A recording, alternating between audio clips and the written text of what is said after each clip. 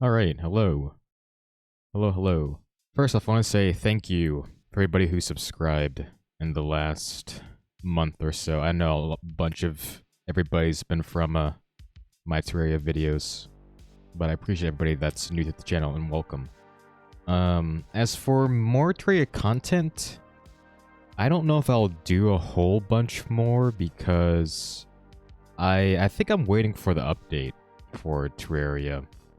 Whenever that's gonna come out. Hopefully that comes out soon. I could do like some modded content, but I think as of today I uploaded my Empress of Light fight that I had, and it's definitely went a lot easier than my first couple of times because it takes a while to get used to her patterns and everything, but it's not that bad. Not that bad. All the boss fights that I've done and uploaded to the channel have been from my stream that I've been playing through, and this playthrough I wanted to mainly focus on not true melee, but just try melee in general, especially after they buffed it with the last patch. But then I wanted to do another challenge where I got, or trying to chase all the achievements, and I did get them all. Dramatic pause. It was kind of funny, before even playing or doing this playthrough, I got the fishing achievement. What is it? The 200 quests, fishing quest thing? Let me check. I think that's what it is. Let's see here. Supreme Helper Minion. Complete a grand total of 200 quests for the angler. Yeah, that bozo. I did that before I did this playthrough because I did a lot of fishing before trying to get the cell phone and trying to farm potions for it to make fights easier, but that's kind of crazy. But that's been fun. Yeah, so I don't know what I want to do for Terraria for this channel, but I don't know what's going to happen. I could do like some modded content, like I know a lot of people would recommend like Calamity, but I don't know. I don't know if that's worth doing, but who knows, it might be. I'm kind of open. Can't open anything. Because I've done a ranger, I've done a summoner, and I've done mage and melee. I guess you could count like consumables or throwables as kind of like a build, but that seems kind of horrible. Like even worse than some of the lower tier classes, but we'll see. Let's see what happens. Yeah, but I appreciate everybody that's subbed the last month or so, who everybody who's watched my channel. I kind of want to say something. Whenever I think a video is, whenever I expect a video to do better, it doesn't. Whenever I expect a video to do worse, it does good. So, for instance, let me go to my channel real fast. The algorithm works in mysterious ways. That's for certain. Because the Dread Nautilus fight, which is only like less than a minute long, right now is at 1.3k, and that's like a huge outlier for my channel. Because I think my normal viewership is like 20 to 50 views per video, but 1.3k is insane. And then my Harvest Child fight in Darkest Dungeon 2 is at 435, and that's at 9 minutes 20 seconds. So that's another video that I thought wouldn't do that good, but it's obviously doing pretty well. So I won't complain though. I'll just take whatever the algorithm gives me and see what happens. So, but I think that's it for Terraria. I love Terraria. I've played a lot of it, especially a lot recently, but or over the last month. But all that's left for the videos coming up is going to be the Lunatic Cultist fight and then the Moonlord, and then that'll be it for Terraria for a little bit. But like I said earlier, I might do some Calamity, but who knows? I'm not really jumping for Terraria content. Alright. So another game that I've played a lot during April is Darkest Dungeon 2. I played a lot of the first game, but I didn't finish No, I finished it once, but I didn't finish it with the DLC on, because for me it's like the mid-game in Darkest Dungeon 1 is kind of like a slog and a grind, because you're pretty much like trying to farm trinkets that are really good, and then if you like lose a hero or if you get high stress, then you're forced to recover for like the next couple of weeks, and then that gets kind of tiring. But anyways, back to Darkest Dungeon 2. Overall, I think it's okay. I think it's good. I think it's definitely in a better state than it was, like, when it first released in early access. The whole revamp of the relationship system has been a huge plus for the game, because that's what actually got me to quit a long time ago, because it was so bad. Like, being forced to not use your skills, being forced to, like, not take the stress heal, not heal them when you want them to, not being able to move them when you want them to, you know, and then them being angry, and that takes up so much action time, so every fight is so much longer because they're yelling at each other, or even like praising each other. That gets kind of tiring, because they go through a whole animation of them being like, oh, I hate you, oh, I love you, and stuff like that. But it's definitely in a better state, and I'm glad that I picked it up and played again and gave it another chance, because it is worth playing. Especially, I think it releases what on Steam in let me check Steam real fast. I have it on my wish list. May 8th. When is May 8th? It's on a Monday. It's a good time for me. Monday's a great day for me to stream and everything, so it'll be nice. So I definitely will buy it on Steam and forego Epic Games, because Epic Games is hot caca. You pretty much only open Epic Games just to play Darkest Dungeon 2. I used to play Borderlands 3 on Epic Games when that came out a long time ago, but stopped because I got tired of trying to grind for like the perfect rolls and everything. But anyways, so this was the month where I beat all the bosses. I beat the first boss, the second, and the third, and I remember being stuck on the lungs for the longest time, and that really pissed me off. The lungs fight used to be harder because I think the threshold for damage for to make sure that the lungs doesn't get off whatever it's called, like that huge AoE thing, they lowered the threshold for that, I believe. So that helps out a lot, but it's definitely still a tough fight. But I beat that boss and felt really happy, and I uploaded that to the channel, so that's good. And then the Eye Boss is a whole other story. The Eye Boss is like, to me, the Eye Boss reminds me a lot of the Heart from Slay the Spire. Because pretty much like your whole run is, if you're doing the third act, your whole run is geared and oriented around trying to kill the Eye Boss rather than trying to kill the layer boss, which a lot of people complain about, you know, because a lot of people don't like that, the aspect where you're hoarding all your in items and your combat items for the last and final boss, which is, yeah, it's kind of lame. But I mean, I'm kind of used to that kind of garbage, because inside the Spire you're pretty much centering your whole run around the Heart, or the last act, Act 4, with trying to get past the elites, the Shield and Spear, and then get to the Heart and try to beat the Heart. But anyways, I died to the Eye Boss, I think, twice, and then on my third time I beat the Eye Boss. And even then, like, the video there that I uploaded was pretty close, because I got lucky that I found 2 sets of noisemakers, and I hoarded that for the final boss, and then just made sure that my man-at-arms tanked or taunted every single eye gaze thing, so all the tokens were on the man-at-arms. Yeah, the Eye Boss is... If the Eye Boss had, like... I'm lucky that it doesn't have Death's Door resistance, because if I did, then it would be actually unfair. So, because I think in the fight I got all my tokens on the man-at-arms, and he quickly died, because I believe in the boss fight, you get, like, it takes away some of your Death's Door resistance. So he died pretty early, and then my Plague Doctor died pretty early too, so it was just my Jester and Grave Robber trying to kill. But luckily, like, I was at that point where I did enough damage, so it was pretty much impossible for me to lose. But it was still really close, like, I don't know. It's insane.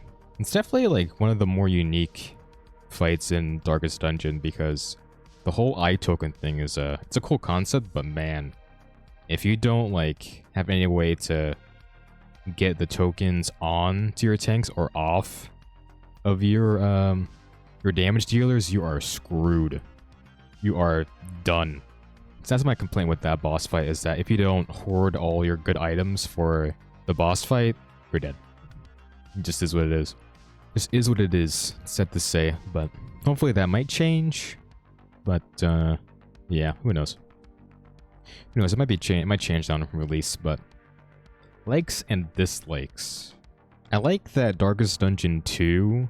It's more of like a roguelike where you have meta progression with your candles compared to Darkest Dungeon 1 where it's more of a grind with your hamlet and trying to level up that way with money and stuff. And your deeds, paintings, portraits, and what's the other one?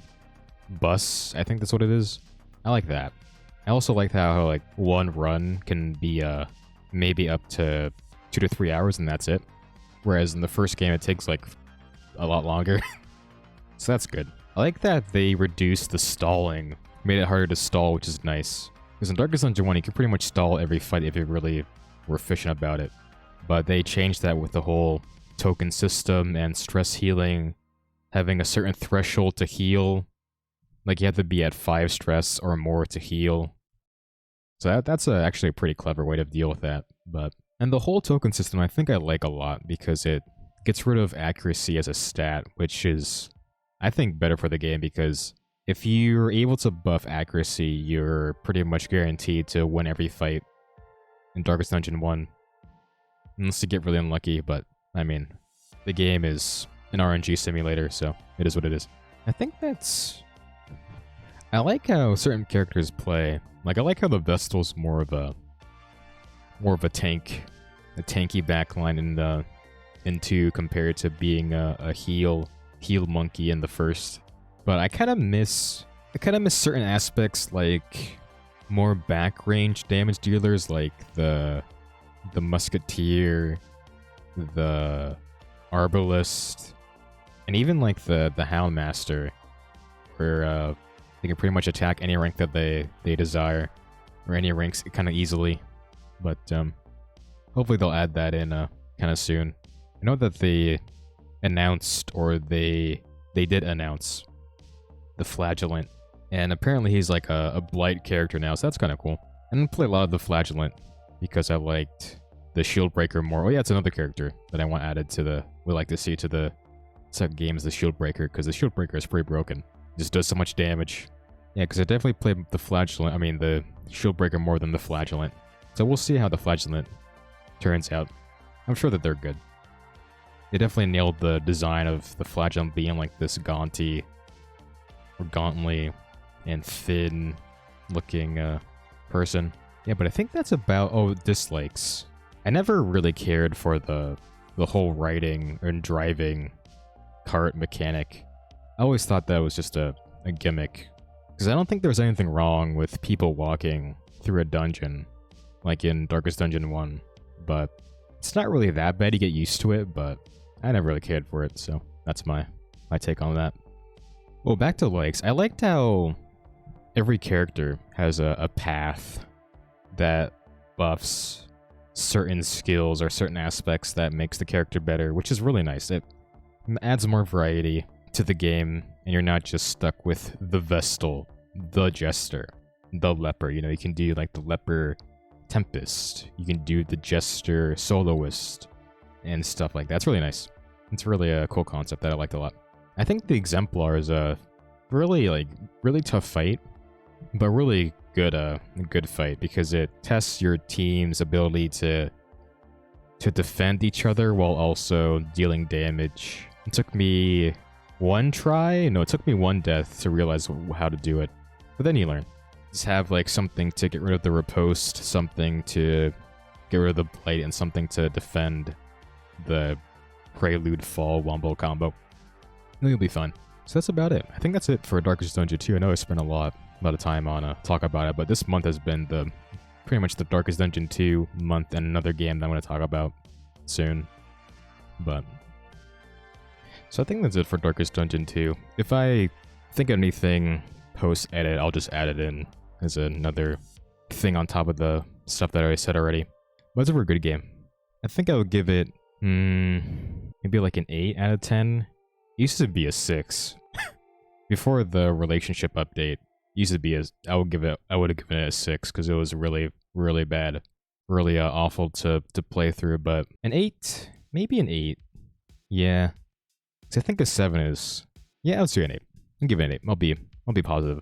But I definitely want the game to do well on Steam. Because it does deserve more people to play it. It's a really good game. Really tough game. And unfair at, times, but definitely is good. That's the whole Darkest Dungeon way. I think for Warzone, I'm playing a lot of it. I'm only playing on the weekends with my buddy that wants to play whenever he's off of work. So Warzone content's gonna definitely go down, if not disappear entirely. So I'm not really into the game as much as Warzone 1, because it is worse. Can't believe I'm gonna say that, but it is worse than Warzone 1. Really, I don't even know how they managed to do that, but it is. It just feels so clunky. Like I feel like I get stuck on everything. And just feels so much slower. Like reloading is slower, running is slower, the movement is slower, shooting feels slower and slow. FPS is like god awful. I have to play like full screen with the only program running is OBS. So that's a great to record videos, but yeah, Warzone's in a very bad state, I think. I don't know. But who cares? Who cares? I don't like the game anyways. It's fun with other people, but definitely will not be playing it by myself anytime soon. That seems like a curse. And if I think of anything else, I'll add more points here, but I believe that's it for Warzone. Definitely a brief part of this update video, but hey, it is what it is. It should be like this update's title, it is what it is. Now on to a way better game, and possibly the best game that I've played in a while. Resident Evil 2. Dun, dun, dun. So I picked up Resident Evil 2 from a Steam sale a while ago, and it's just been sitting in my library. And I thought, you know what? Maybe before Diablo 4 comes out, or Darkest Dungeon 2 releases, I'll play Resident Evil 2, because when did they release 4? They released the remake of 4 last month. So that got me kind of into playing it or Resident Evil 2 this month, so I could play the remake of Resident Evil 4 sometime soon. Which I probably will, depending, because I was really happy with how Resident Evil 2 turned out. But I love Resident Evil 2. Leon is awesome. Claire is awesome. The characters in Resident Evil 2 are great. The sound design. I can spend like a long time talking about the sound design in Resident Evil 2. Everything can feel intense. Every like eerie sound is so immersive. Like it's just crazy. The rain, zombies stepping, your steps, Mr. X chasing you, and that music coming in. The boss fights, sound is, I don't know, with the boss fights and how sounds that they make is just incredible. The gun sounds are amazing. Like it's just top notch.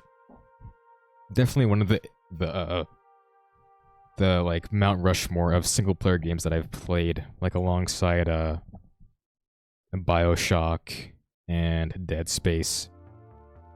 I do compare Resident Evil 2 to Dead Space a lot, because it's definitely has like the similar survival horror aspect, but I think Resident Evil 2 has a better story than Dead Space, but it's hard to compare the two because they're very different, so I probably stop comparing them. I liked Leon's story more than Claire's, because I hate the whole, with Claire, the Sherry part, and you pretty much you play as the kid and you're stuck hiding which is cringe. But the upside is Claire's guns are way better than Leon's. And I'll talk about Leon's shotgun in a second, because that's a whole other story, but Claire has the grenade launcher, the spark shot, the SMG, and like 2 pistols, and one of the pistols is able to switch ammo. Like, it's just nuts compared to Leon that has the shotgun, the deagle, the 9mm, and then the flamethrower, and that's it. That's all I get. But I do like Leon's story. Leon's story fits better than Claire's does for me. Although I might say that I like Claire's ending better than Leon's. Because with Claire with the final boss, oh yeah, spoilers by the way.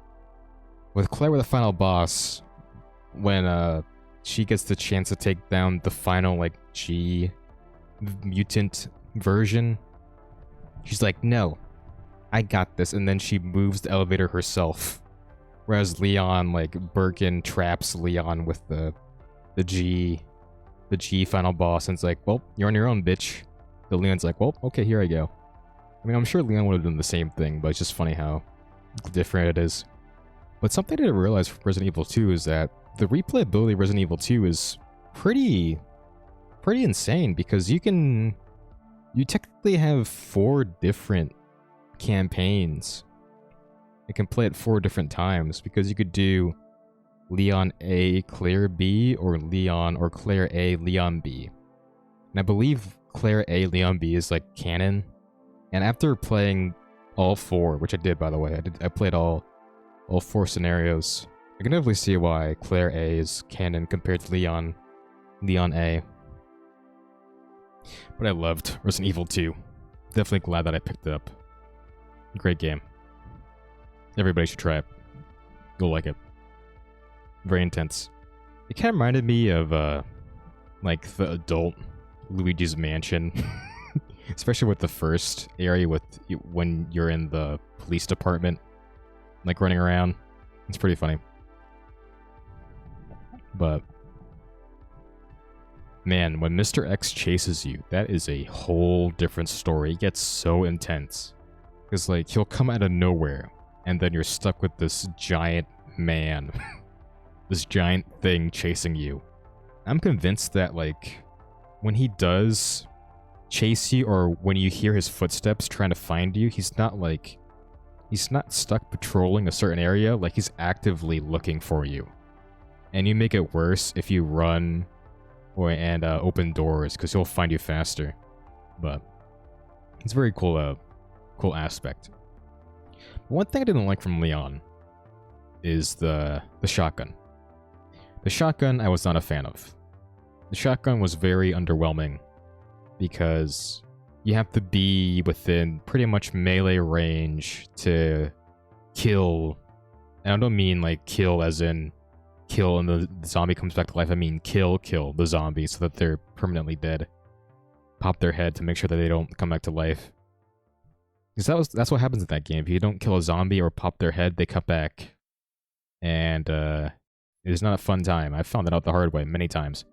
But the shotgun can be very finicky, because if you don't like perfectly hit their head, don't pop their head, if they lunge at you or like any part of their arm is out front and then you shoot them, you won't get the headshot. It's just, I don't know, it's definitely, I don't think it's good compared to like you have Claire's guns with the grenade launcher, the SMG, and the spark shot. Like, it's a whole different story with Claire. That's why I like Claire a lot in that way with the weapons compared to Leon's. Maybe I just suck. But I'm telling you, the shotgun has its like own quirk, which is very strange because it's a fucking shotgun.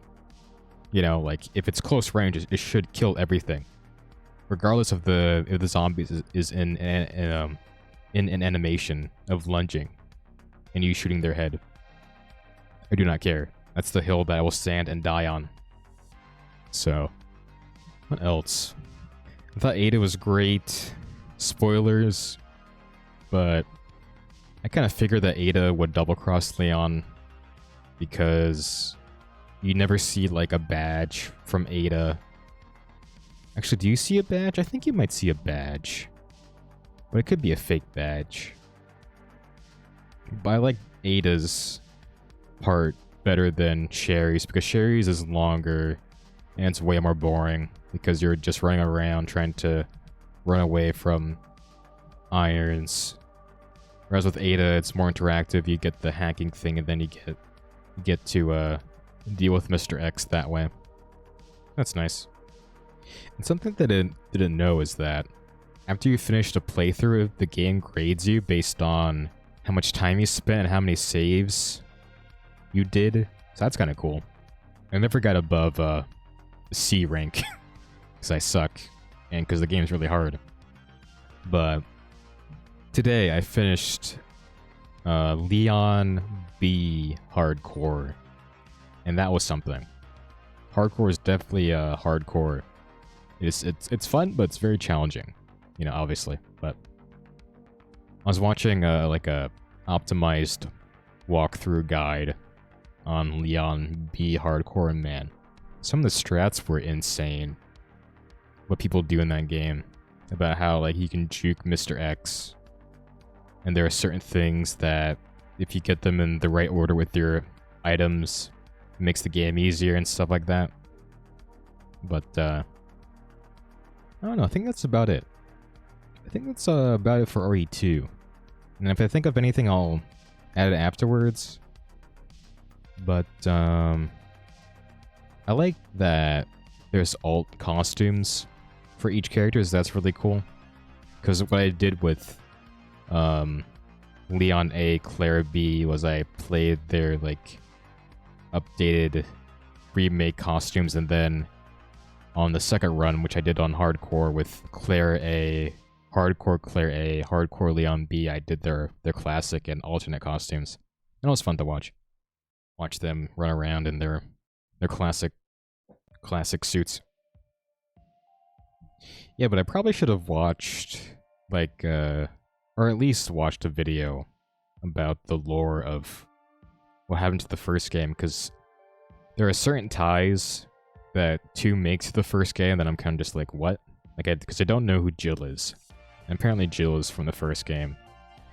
And Chris Redfield is the brother of Claire, and I think he was in the first game or something.